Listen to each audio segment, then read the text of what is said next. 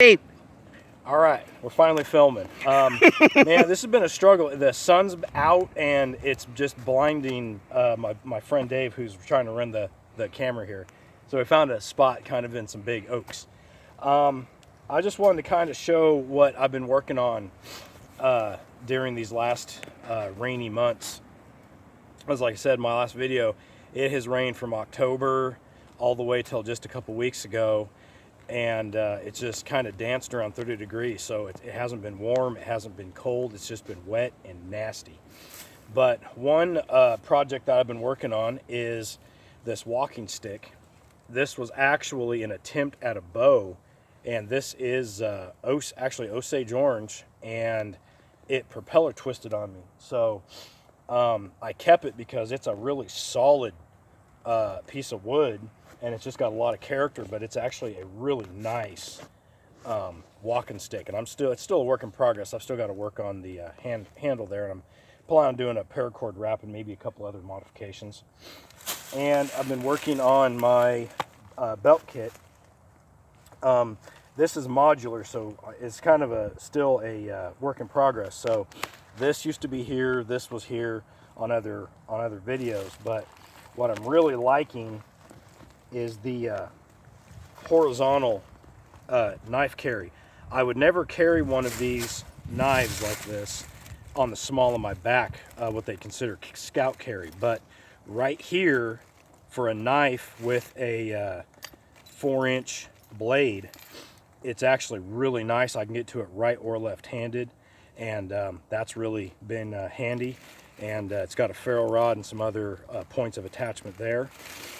I've gone back to my GI canteen. I had an old Czechoslovakia canteen with a wool cover, but it's just really limited, where this one has the cup and the stove. So like right now, even though we've just getting out of winter, we've got a burn ban on. So this gives me, I can use the trioxane, and I can still make coffee and stuff. I've shown this pouch before, and I've actually got what's considered what I call a survival wallet in there. It just folds in half, and it's got some real basic gear, some first aid, fishing, ferrule rods and stuff.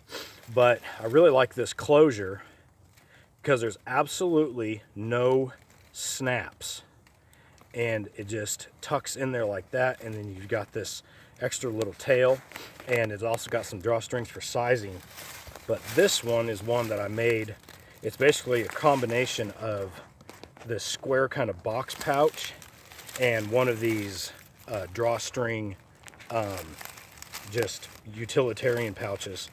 But it's actually quite big, no snaps, it's the same kind of closure, and I can put a whole mess of stuff in here. Right for today, I just packed a bunch of extra oatmeal and coffee.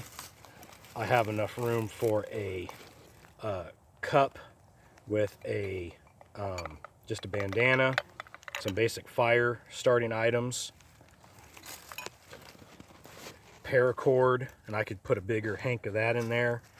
I have a sizable ferrule rod with a whistle, a folding knife,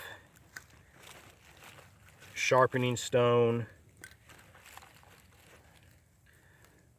my Swiss Army knife. Actually, I've picked this one up for really cheap at a secondhand store, and I've got some other whistles and just random ferrule rods, just to kind of take up some space, because like that I'm trying to figure out what fits best in here. But I'm really liking this setup, and so anyways, I'm liking it. It all is on my waist, so I don't have straps and everything hanging off of me.